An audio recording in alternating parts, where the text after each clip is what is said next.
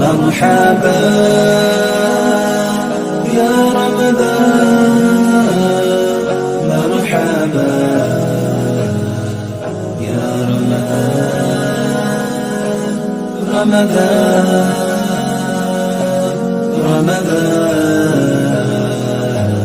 رمضان مرحبا يا رمضان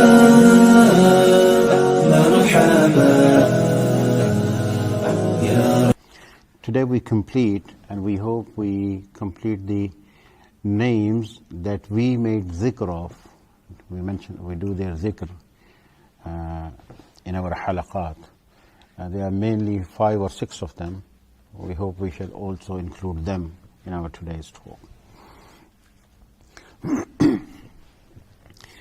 In the section 4, Imam Ghazali rahmatullah begins by saying that the servitude to the Almighty, the khidmah, the servitude of Allah subhanahu wa ta'ala, the excellence of this servitude is that the person who is serving, he is capable to obtain, to absorb the blessings of the attributes of Allah subhanahu wa ta'ala, the blessings that he can absorb from the lights of the attributes of the divine. The more a person gains that, the more excellence he gains. And then after that he says that the benefit that we take, we receive from the names of Allah subhanahu wa ta'ala, there are 3 types. Number one, the benefit of hearing it. Just listening to it, to them, is a blessing. Number 2, understanding its meaning. And number 3, to believe firmly that whatever it means, that is truth. And then Imam Ghazali rahmatullah says these 3 themselves are not the excellence. Because just hearing does not confine to humans. Even animals do hear the name of Allah. They can hear. So it's nothing special. Understanding the meaning, a literary man can understand them. The person who may not even have faith. So that is not special either. That does not reflect the excellence. And the aqidah and the firm belief that the meaning, whatever it is, that is truth, an ignorant person can have that. So these 3 are the benefits that we get from those words, which refer to the attributes of Allah subhanahu wa ta'ala. But they themselves are not, they don't constitute excellence. Then it says that if we look at the benefits that the people of qurb, the people of proximity, the divine proximity, the nearness of Allah subhanahu wa ta'ala, the close ones, the benefits they get. He says those benefits are again 3 types. First of them, now we are going through this so that we know that the names of Allah subhanahu wa ta'ala have something for us. And the servants of Allah subhanahu wa ta'ala do get that. They gain it. They absorb from the blessings. So now he says that the first of their stages is the comprehension of the meaning, but not from the literary works or the dictionaries, based upon the spiritual exposure. Mukashafa, the spiritual exposure and vision. Mukashafa and mushahada. Not through the senses, apparent senses, no. Why that? Because what they get, the first stage of their blessings of the names of Allah is that they know, like seeing, that this is what it is. This is the meaning of this. Like something visible in front of them. So This is one thing. So much so that no shadow of doubt can come close. That is the first stage of the benefit that the people of proximity receive from the names of Allah subhanahu wa ta'ala. Second thing, the benefit number 2 from after the first one is that when the attributes are exposed to them, then they develop a feeling of the significance of those attributes. And this develops a yearning, not just a wish, yearning towards taking them in, towards adopting them. This is the second phase or the second grade of the blessings from the names of Allah subhanahu wa ta'ala that the people of Qurb, they gain. So that yearning comes to whatever is possible, because not all the attributes of Allah are possible to obtain, to absorb by the creation.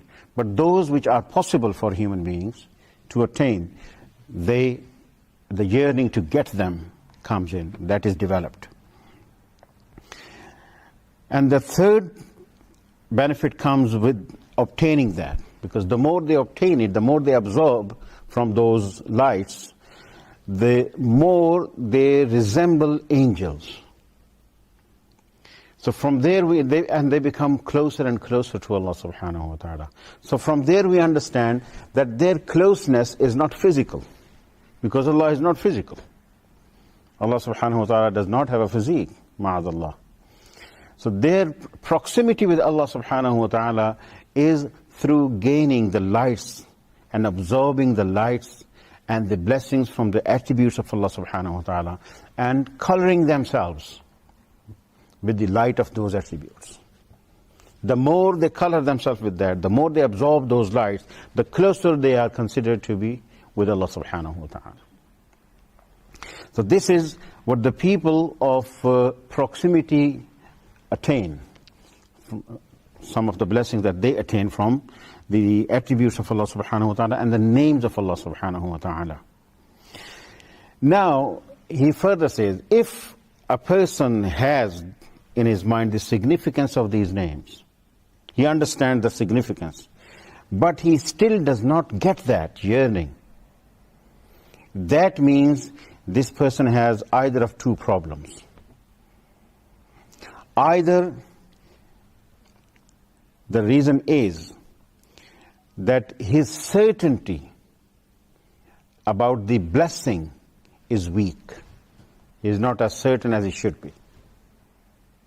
His certainty, his faith is weak. And the second reason possibly is that his certainty is not weak, but his attention is somewhere else more than it is here. His attention somewhere else is more than his attention here. And that somewhere else has taken him more than these attributes have taken him.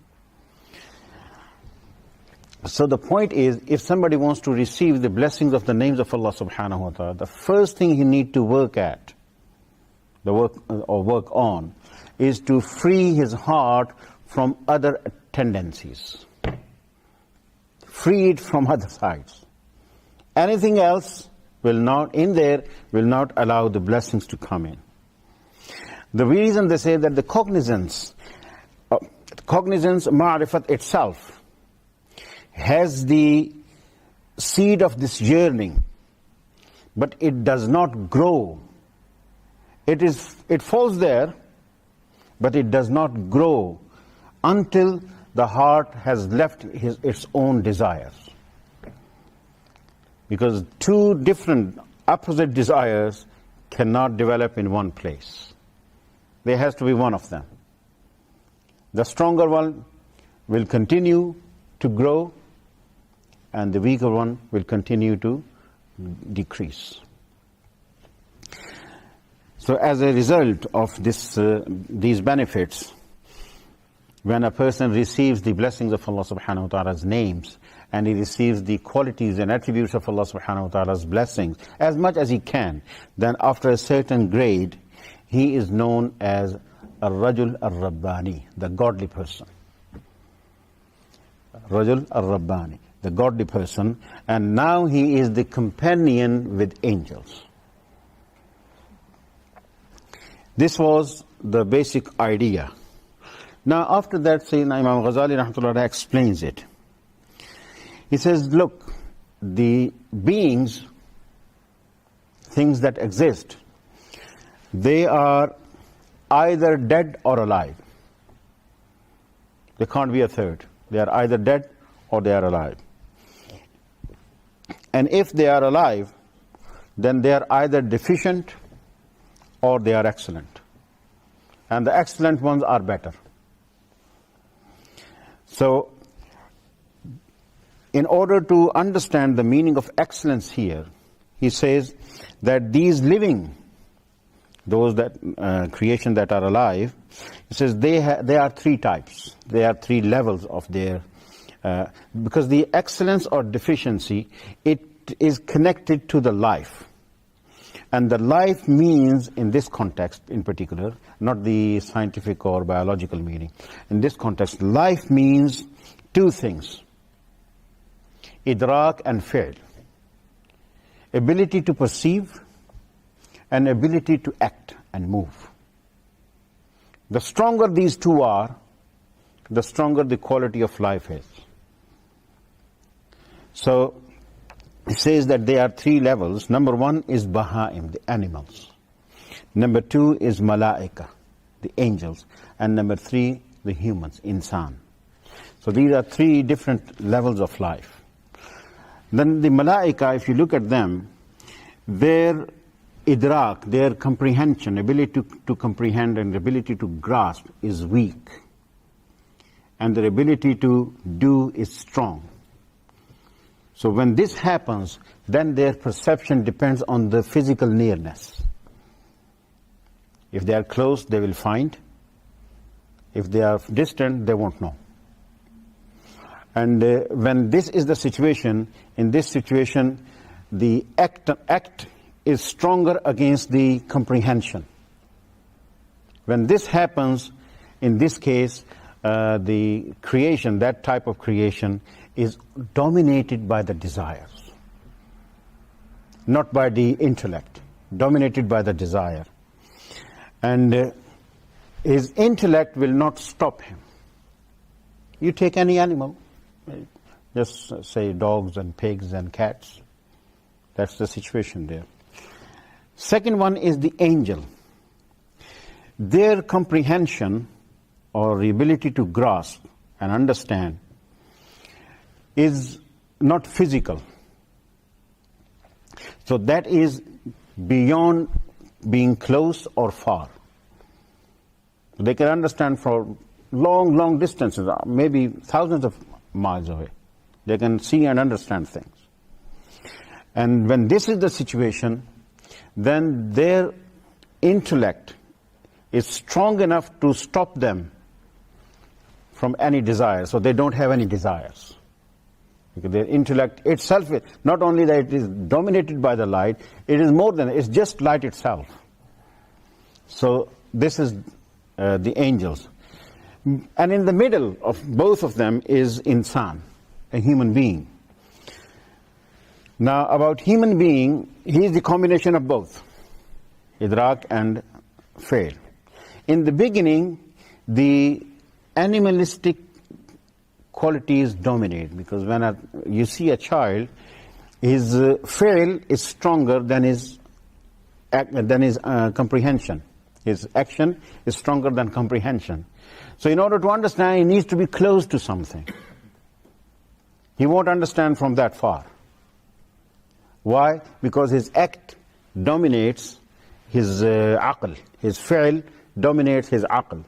When this happens, in that case, the desire overwhelms. That's why children don't think much. They go for what they want. But gradually, when he grows, and the light of aql, the intellect, comes in, and then his behavior changes, because aql enables him to grasp from distance as well. So he is not bound to physical nearness. And if this happens, then it means aql can stop him from his desires. His intellect will stop him from his desires. And in this situation, when aql dominates the desire, and it is made stronger and stronger through the help from the light of the names of Allah subhanahu wa ta'ala, then gradually the intellect will control his anger and his desire. This is the beginning of the blessings from the attributes of Allah subhanahu wa ta'ala. His aql begins to control him against his desire.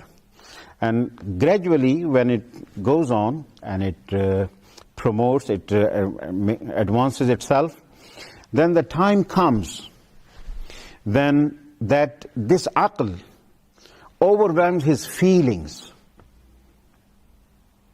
The light of Allah's names, it covers the aql so much that it overwhelms the feeling, and that he just loses desires, as if he doesn't have them.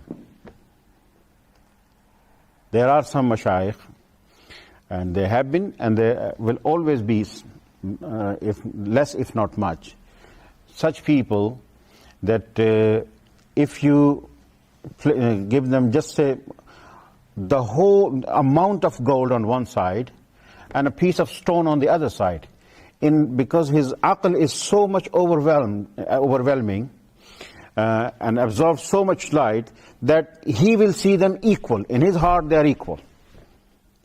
Nothing special with this and nothing special with that. That is the situation where he is the companion with angels. So that is where he is receiving the blessings of the names of Allah subhanahu wa ta'ala. Over here Imam Ghazali rahmatullah finishes this topic, and he says that the deficiency or excellence is basically related to the comprehension, to the perception rather than comprehension, perception and intellect, and their deficiency and excellence. Those will affect his deeds, his desire and acts failed. Now he brings up a new question here. The basic understanding, he has clarified everything. Now he says the question is whether the actual cognizance of the divine, is that possible? Over here he says there are two different dimensions for learning or understanding something. Number one, he says one is that somebody explains to you. This is deficient. If I'm telling you that you haven't tasted the banana in all your life, and I start telling you it's sweet, you don't know which particular sweet you mean. But you will have some good feeling about it, it's sweet. So this is deficient way of understanding something and grasping something. But by description, this is one way. When it comes to the cognizance of Allah subhanahu wa ta'ala. Now this can establish a thought, can't give you the exact thing. You just can't have it, unless you taste it. So the second way is that go and get that thing yourself. So if you want to know the qudrat of Allah subhanahu wa ta'ala, just say, or ilm of Allah subhanahu wa ta'ala, what it means. So one way is to explain to you what ilm is. And knowledge, and you see things, you hear things, you know, and you have somewhat understanding what knowing is. So on the basis of this, you will feel that it means that Allah knows. The second way is blocked here. Because the second way is that you become Allah yourself, ma'azallah, and then you see what it is. And you can't do that. So only one way is available, that is through description. He gives an example here, and in this way, he gives the example, for example, if you want to understand somebody's magic.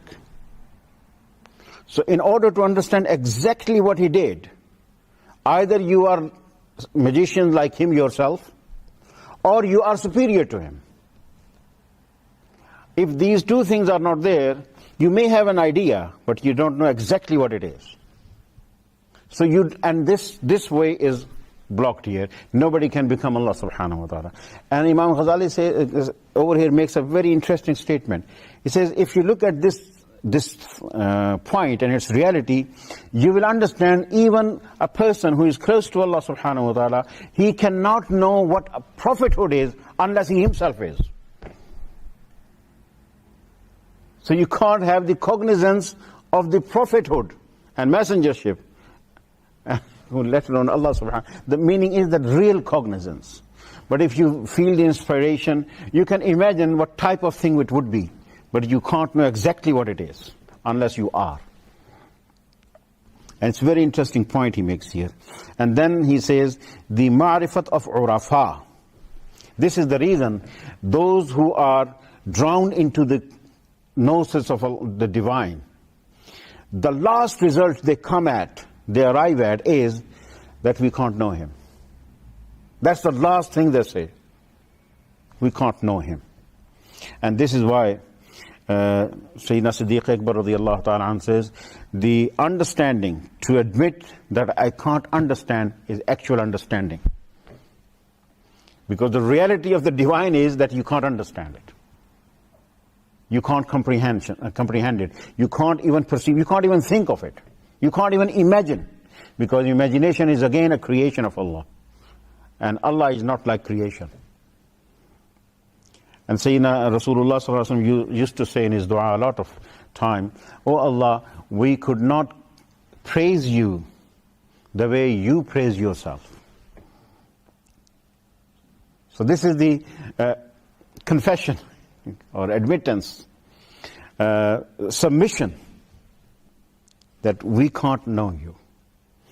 And this is the, after this point, Imam Ghazali rahmatullah says, now there is a question. If the real ma'rifat is not possible, then what is the meaning of the ma'rifat of the people of Gnosis? What is their cognizance? They say that reality of the essence or the being is cannot be known at all. But there is a possibility to have an idea through different descriptions, or by having some kind. That is the reason you will understand this hadith now, that anybody who knows himself, he knows Allah. If somebody knows himself, he knows Allah. For example, he gives the example of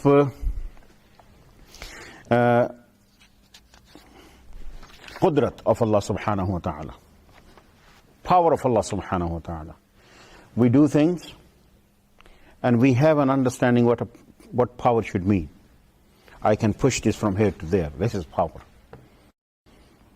So you can understand Allah has an ability, a quality, an attribute to move things. That's the type of cognizance that one can have. Now, the more you see him moving things, the stronger the understanding gets. For example, if I see people moving these things, you may not see Allah subhanahu wa ta'ala do this. You may not see him doing it. But if you go out in the world of astronomy, out in space, people are not doing those things. And you will calculate and you say, that is power. So the more you know, this is the reason of the ayat of Allah subhanahu wa ta'ala that says, we shall show you his signs, not him, his signs within yourself and out in the universe. So this cognizance can come to you through your scientific discoveries, exploring the universe, as much as it can come to you through your exploring your own self. So that is the way which is possible and through which we can go ahead. As far as the reality is concerned, we only know that there is an attribute, Allah subhanahu wa ta'ala has it, but we don't know the reality of it. We don't know exactly what it means. But we have an understanding. We see people forgiving, we have an understanding of meaning of forgiveness. And the more we see the greater sin, more and more sinful people being forgiven, the quality of His forgiveness, we can have a better idea. And so we know the result of this. For example, He is creator. We know He is creation. He is creator. We know somewhat the meaning of creating. And we know the result of creation. And that's all we know. So more we encompass, the more we cover the items of this creation, items under the word creation, the more we understand. So this is the reason the cognizance of people have different grades. So the closer you get to Allah subhanahu wa ta'ala, the more you find out. So this was a little bit journey through now the first 4 sections, if you study this book, I hope they are easy to understand now, inshallah. After that, the last thing I would like to mention a little bit about them. The names of Allah subhanahu wa ta'ala, there are 99 in them, but some of them that we mention in our zikr. So I would like to say a little bit about them. For example, we do the zikr of Allah subhanahu wa ta'ala. The word Allah, the word itself, they say it is a name for the being which is the absolute truth and which has all the qualities of excellence, which owns all the qualities of excellence. And He is the only one who really exists. Because rest exists because of His kun. Otherwise, none would be there. So He is the only one who really exists. So if you look at the word Allah, and you have an imagination, that's why Sufiya always say, imagine in the beginning, when they do the dhikr of Allah, that Allah subhanahu wa ta'ala has encompassed the whole universe within His control. And gradually they say you go, until you reach the point where anything in the middle have gone. It's only the light that has created everything. Everything else is gone. This is the imagination that comes from this meaning of the word Allah subhanahu wa ta'ala. And then he says that this is the Ismul Azam. And you can't name a creation with Allah subhanahu wa ta'ala. And what does a servant get from it? He says that the servant gets the blessing through which a servant of Allah subhanahu wa ta'ala can be drowned into the closeness of Allah subhanahu wa ta'ala. So much that he only sees Him and nothing is visible to him. Again, the imagination, Sufi always say, that comes from this meaning. So when this happens, you have no hope from anybody, you have no fear of anybody. So this is the blessing through the dhikr of word Isma Allah subhanahu wa ta'ala. Another name that we use in our dhikr is Al-Jabbar. Al-Jabbar is somebody whose will is executed whatsoever, and nothing and no one can ever resist it. His will be executed whatsoever, without any resistance. And nobody can execute His will on him. That is the meaning of Jabbar. So nothing is out of His control. Among servants, Jabbar could be called, not the real meaning, but for the sake of meaning itself. Jabbar could be a person who has reached to a stage where he can make other people follow himself. And he can force them to follow him. And his seerah and his surah, his qualities and his character and his features are such that people, if you look at him, they will begin to follow him. They will begin to follow him. And he is the one who benefits and does not take any benefit. The one who look at him, he will have yearning, develop yearning towards him. And among the creation, nobody has this quality other than Prophet Muhammad sallallahu alaihi wasallam. So when we make the zikr of the word Jabbar, we need to understand that we don't have a wish, we don't have a will in front of His. And this gives the idea of submitting and following. The third one that we do the zikr of is Qahhar. Qahhar is somebody who is so powerful that he'll break the backbone of his enemies, just like that. And nobody can stand. And he can humiliate them through death and through humility in this world, or in the form of punishment. He can humiliate them. That is the meaning of qahr. So everybody in front of his qahr is without any force at all, under his control. And among creation, among servants of Allah subhanahu wa ta'ala, there are such who do this to their lower self.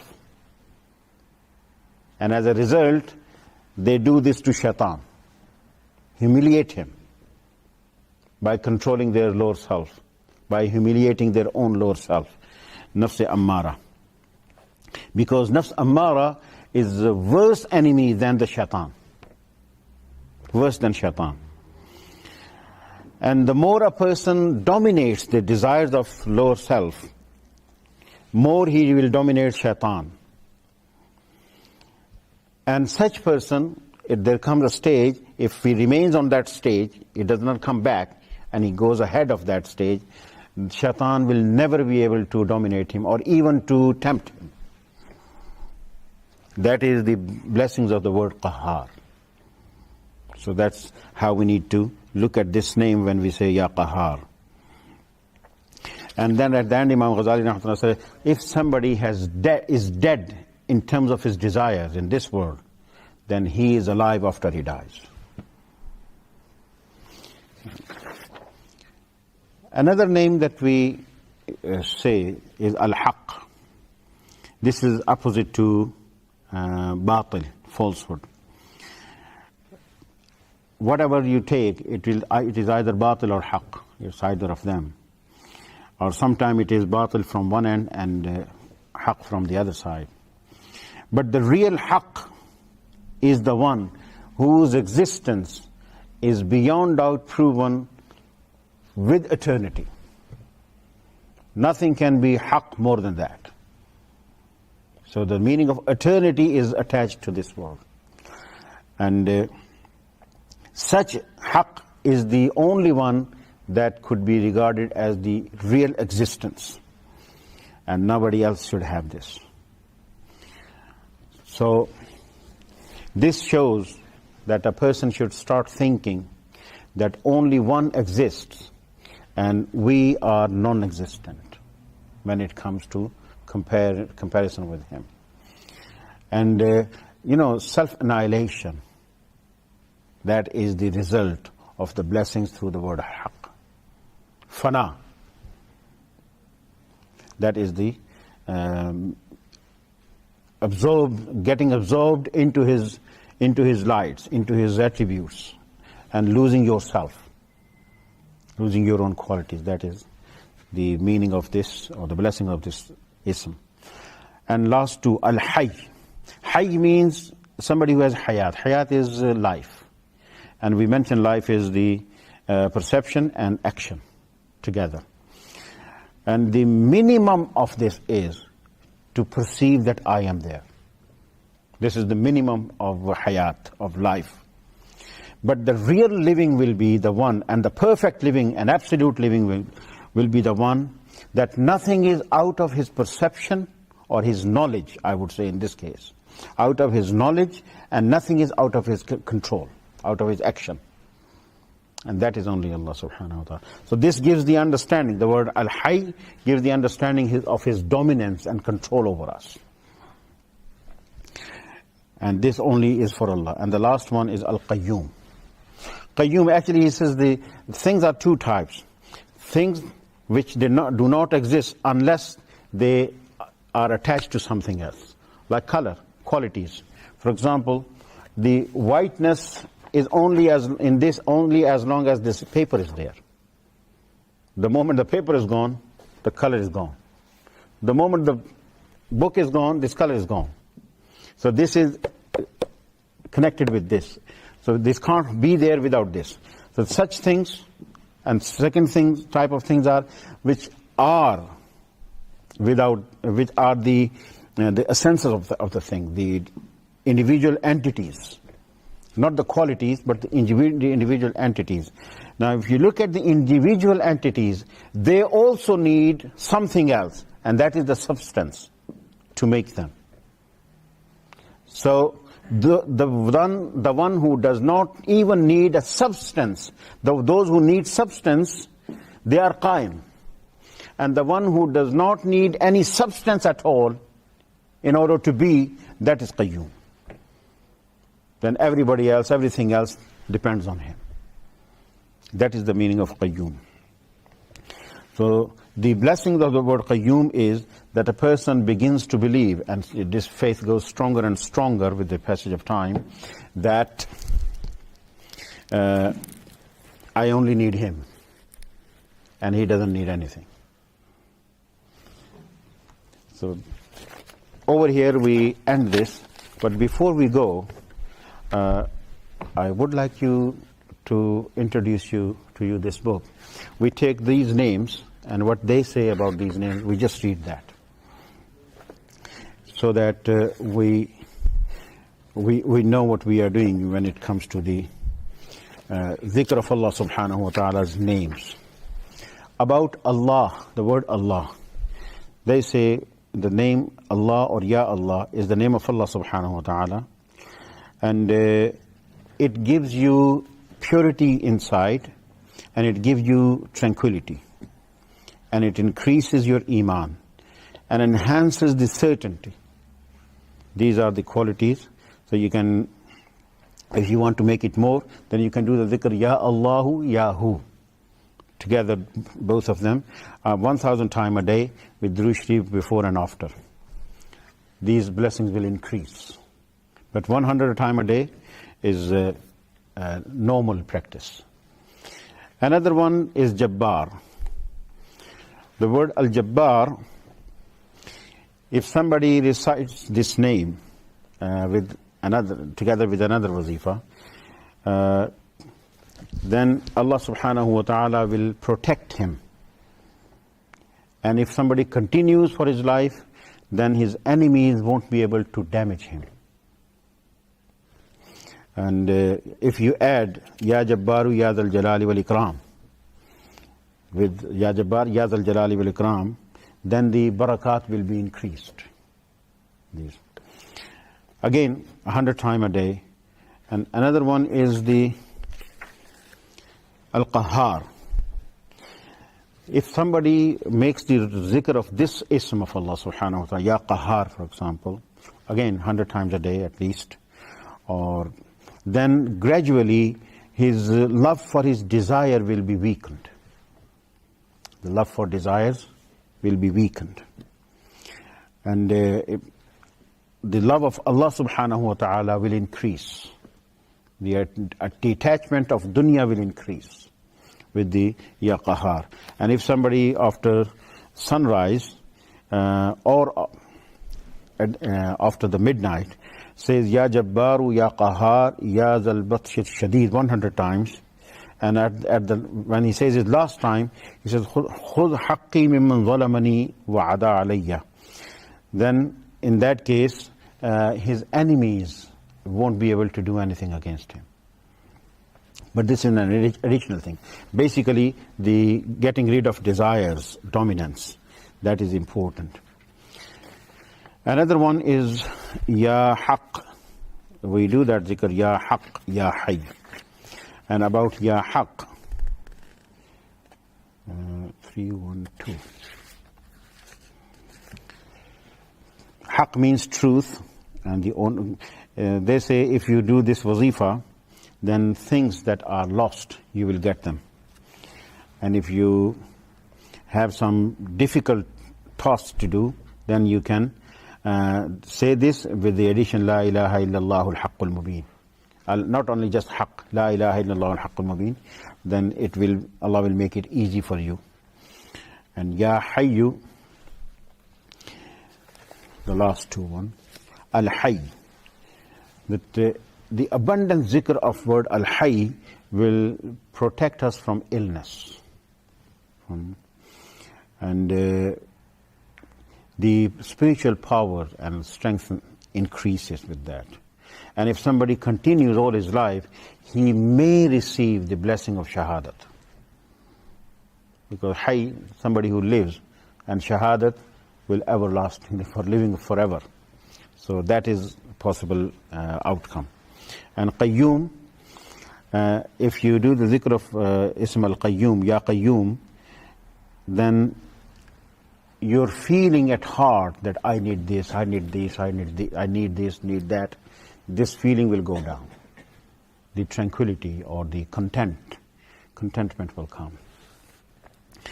And also, if you read it in a place where no voice comes, we can't do this in here, you need to go out for that. But if you do that, then your memory grows stronger and you develop light in your heart. And if you make Ya Hayyu Ya Qayyum together, then the barakat are increased. So this was a little bit about the names of Allah subhanahu wa ta'ala. I've taken longer than a routine today, maybe around 40 minutes today. But this one is complete, inshallah. May Allah subhanahu wa ta'ala give us proper understanding and following. وَمَا عَلَيْنَا إِلَّا الْبَلَاغُ.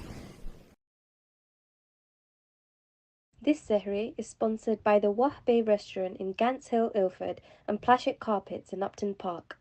اللهم إني نبيت بصوم غد من شهر رمضان الذي أنزل فيه القرآن. اللهم تقبل منا هذا الصوم بحرمة السيد ولد أدنان يا عزيز يا غفار يا مستعان يا رحمن. الله أكبر الله أكبر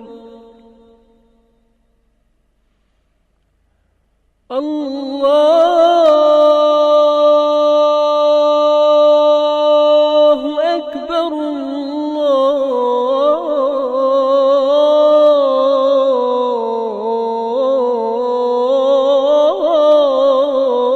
الله أكبر.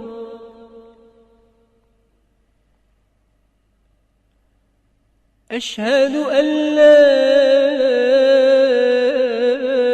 إله إلا الله.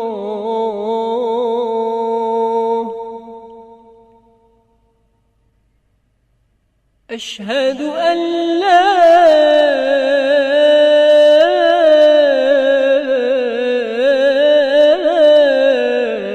إله إلا الله.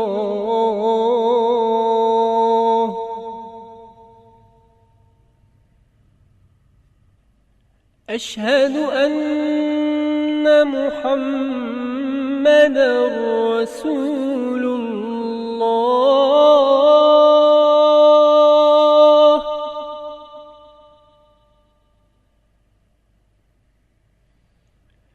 أشهد أن محمدًا رسول الله. حي على الصلاة.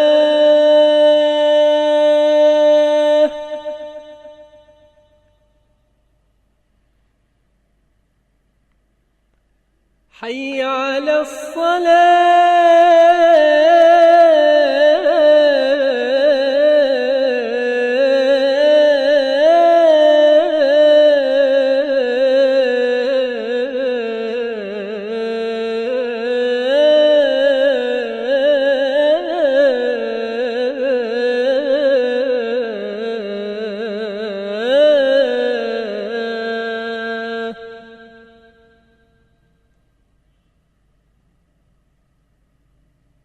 حي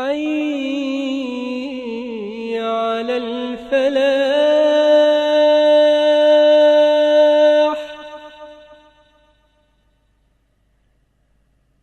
حي على الفلاح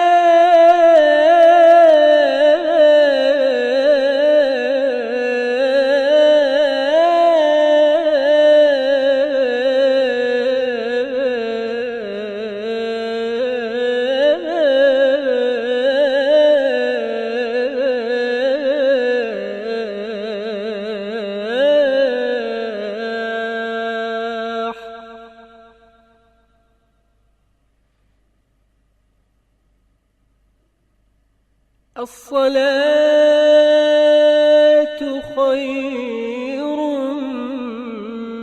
من النوم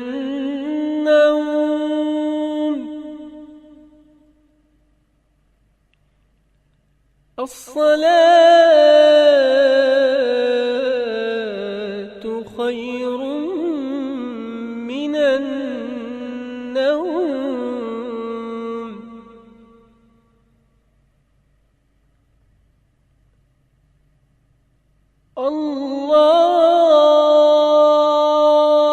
الله أكبر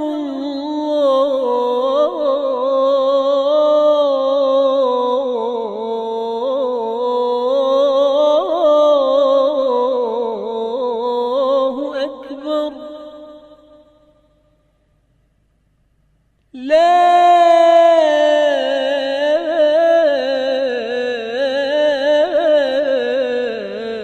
إله إلا الله